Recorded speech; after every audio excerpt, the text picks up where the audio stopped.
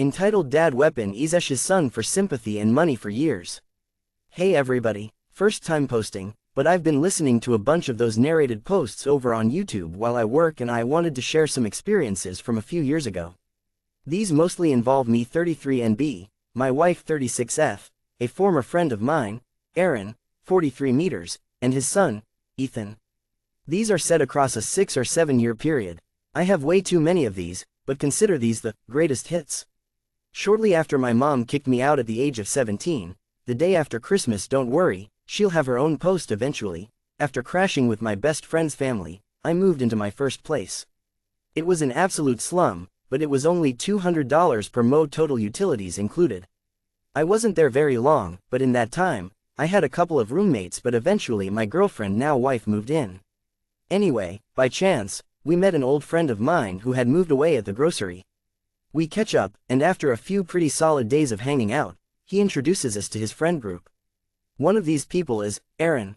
Aaron was a decade older than the rest of us, but he was a big gamer, loved D&D, comics, fantasy novels, Star Wars, anime, etc., and was basically the older brother of that friend group, who were a bunch of 20-something nerds. My wife and I hit it off with him really well. Despite my description of him, he was a pretty charismatic guy. Well, after hanging out for a few weeks, he'd mentioned that he was the super of the building he lived in. He was in fact not the super, and that his parents owned the place, which was true. He let us know that the apartment across the hall from his was opening up soon, and we jumped at the opportunity to get out of the hellhole we lived in.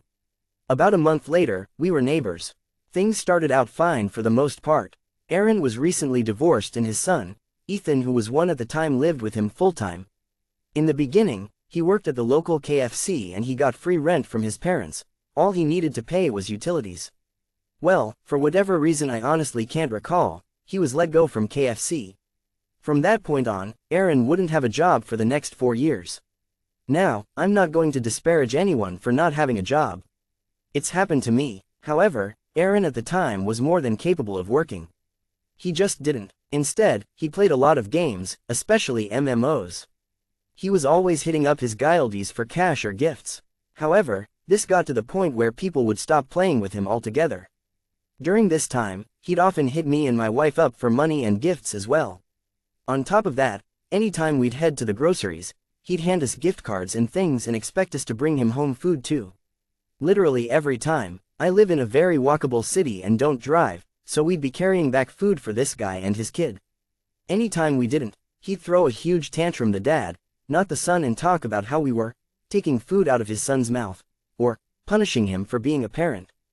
Because my wife and I are child-free, he'd say we didn't understand because we hated kids. We don't hate kids, mind, and little Ethan was basically like a nephew to us. Every once in a while, he'd also convince some of our driving mutual friends to take him on grocery runs, but those only happened maybe 2 or 3 times per friend because they wouldn't put up with him like we would. That all came to a head when he tried to guilt trip some of our friends' streamers on stream at 1 AM for not dropping everything to drive across town, pick him up, and buy him dinner. Yes, buy him dinner. This is 3 days after they bought him a $300 gaming chair because his fat broke his. That, and driving across town to build it for him too. When I say his fat, I really mean it too. He was pushing 500 pounds. Now, I'm pretty heavy myself. A lot of my friends and family are. I completely get it. However, one of the things he did was NTLY eat out. Really big meals at buffets, or ordering multiple pizzas, stuff like that. He said he liked cooking, but he basically never did. This did not help his weight, and it very much didn't help his budget. During this time and later, when he finally got his new, short-lived job, he was always asking my wife to watch Ethan while he went out to who knows where. We're talking 5 to 10 hours at a time, sometimes for days on end. She saw Ethan more than Aaron did. We were there for diaper changes, baths, potty training, meals, all of it. My wife basically raised him. All of this without pay other than him occasionally buying us some food. Because his divorce was insanely bad, his wife tricked him into having Ethan by lying about birth control, stole his car and crashed it, resulting in him losing his car and having his license revoked, and then cheating on him with his best friend and running away with him. He was super depressed all the time. He was allergic to mushrooms, so he would always say, as soon as Ethan was graduated, "I'm going to buy some," and end it all. Really messed up stuff like that. His place was always torn up as well. The grossest place I've ever seen, and he'd convince my wife and me to clean it for him, once again using his son as a guilt trip. Somewhere along the line, he had let Ethan pee all over the floor and spill juice and stuff, so his carpeted floor was always covered in mildew. The bathroom was a wreck as well, covered in human waste, grime, and more. There were also toys and trash everywhere. Both he and his son slept on mattresses on the floor as well because they had to get rid of their bed frames. Why, you may ask? Because of the bedbugs. These bedbugs plagued our building for years, but he wouldn't report them to his parents because he said they'd kick him out if he or we did. He had a washer and dryer provided by his parents unlike the rest of the units in the building, but the dryer broke about 2 years after we moved in, and he wouldn't report it to his parents for the same reason. This meant that he and his son wore wrinkled, mildewed clothes all the time. It got to the point where he convinced my wife to take their clothes whenever she went to the laundromat too, and, of course, she was paying. Somewhere along the line, he got bitten by a spider on his leg, which nearly had to be amputated due to necrotizing. This was apparently a combination of him not going to the soon enough and something about his diabetes. Luckily, after making all these plans with us to take care of him throughout his recovery, his leg was intact. However, he would then go on to use his rotting leg, his words, to milk more sympathy out of everyone around him. Thankfully, his dad, who also owned some local car washes, ended up hiring him to be a car washer to bring in a bit of money here and there. Don't get me wrong, his parents were abusive assholes, I get it, but after working there 1 year, he got into a huge fight with his dad about being late all the time and quit. At this point, his dad also started charging rent. Because of that whole debacle, we started making big meals for both households to keep his food costs down, all while still providing free grocery pickups, childcare, laundry service, cleaning, etc. By this time, Ethan was in school as well, so my wife would walk him to and from before taking care of him in the evening. We also started giving them $500 per month to help him get back on his feet, with the promise he'd look for a job. Right out of the gate, he said he wouldn't do anything that had him on his feet because of the rotting leg. Fair, I guess, but he also wouldn't work a temp job or at a call center. Also, because of not driving, it had to be within walking distance, but not too far because of the leg and his weight. So the only jobs he could do were online. So, instead of looking for data entry or something, he decided he wanted to be a streamer. Me. That summer, his AC broke along his oven. Again, instead of reporting it to his dad, the landlord who was responsible for these things, he begged me and my wife to pay for the fixes. Well, around this time, I got an offer to move into an apartment complex literally only 3 miles away that was exclusively for artists. I was a full-time artist working in game dev and doing some freelance photography and graphic design on the side, so this was a huge opportunity for me. Well, guess what? He started guilt-tripping me and my wife about it, saying that if we moved away, he'd never see us again and that we were being unfair to Ethan. 3 miles. That's all. Honestly, I guess he was right, but I'm getting ahead of myself.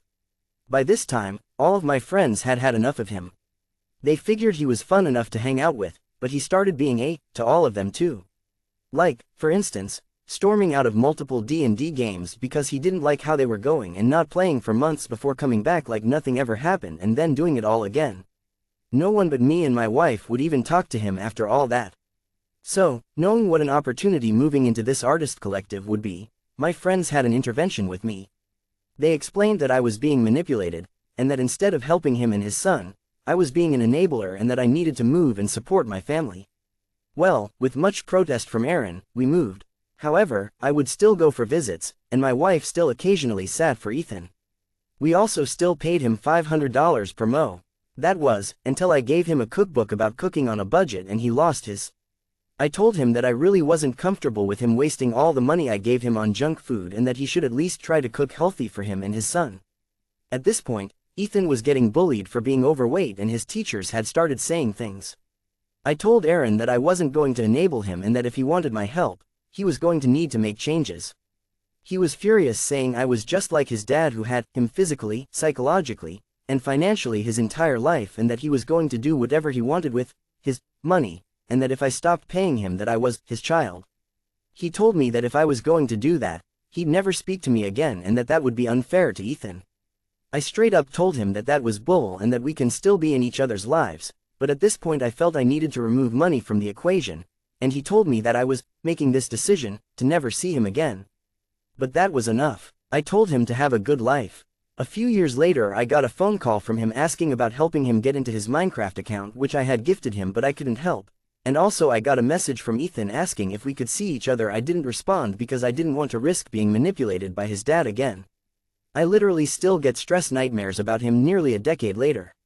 I know that a lot of this was my fault for not setting boundaries, but I didn't know that at the time. I'm just trying to move on now. And that move I made? Best thing I've ever done. The collective helped support my indie game studio, so we're doing good things including showcasing at the freaking Smithsonian. And now I'm the property manager for the building and I also manage their community gallery. Seriously life-changing stuff. I hope this was a good post.